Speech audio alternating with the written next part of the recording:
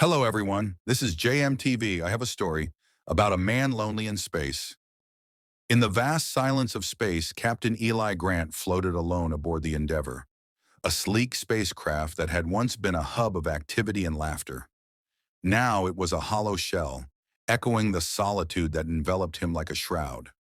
He had embarked on a mission to explore a distant galaxy, but an unexpected meteor storm had crippled his ship and left him stranded, light years away from home.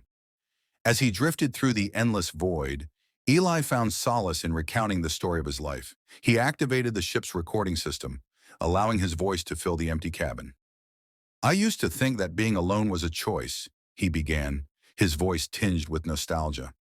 "As a child, I sought solitude to escape the noise of my family, the chaos of school, the expectations of others. I believed that the only way to find peace was to distance myself from the world." He remembered his younger self, poring over books in the quiet corners of libraries, lost in the worlds of fiction. He thought that in those pages, he could uncover the truths of existence. But as he grew older, the loneliness morphed into something heavier.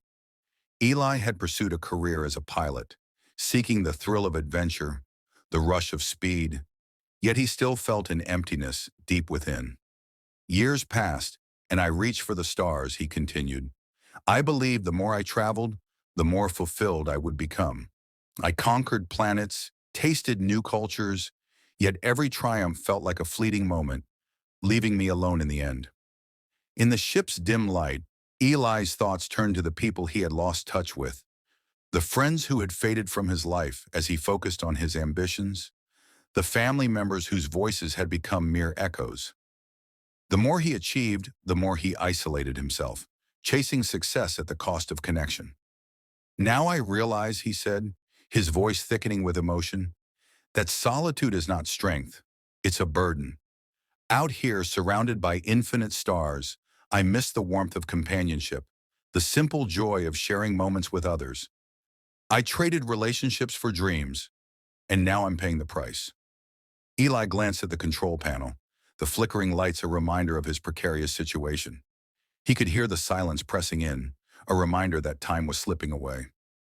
"If I survive this, I vow to reach out," he declared, "to embrace the people in my life, to be present, because the stars can't fill the void left by loved ones." Days passed and Eli's hope dimmed alongside the ship's dwindling supplies. Yet as he faced the abyss, he discovered a resolve within himself. He crafted messages to his family and friends, sharing his thoughts, his regrets, and his dreams for the future. Each word felt like a lifeline thrown into the darkness. Then, just when despair threatened to overwhelm him, a flicker of light broke through the void. A rescue ship, guided by the distress signal he had sent out, appeared on the horizon. As it drew closer, Eli felt a surge of gratitude. "Maybe I won't be alone after all," he whispered, tears in his eyes. In the end, Eli learned that while the journey through life can be solitary, it doesn't have to be. The lessons he uncovered in the depths of space were not just about survival, but about connection. When he returned home, he embraced his loved ones, no longer afraid to let them in. As he looked back at the stars, he knew he would always cherish the beauty of solitude, but he also understood the vital importance of sharing his journey with others. Life was not just about the destination, but the connections made along the way.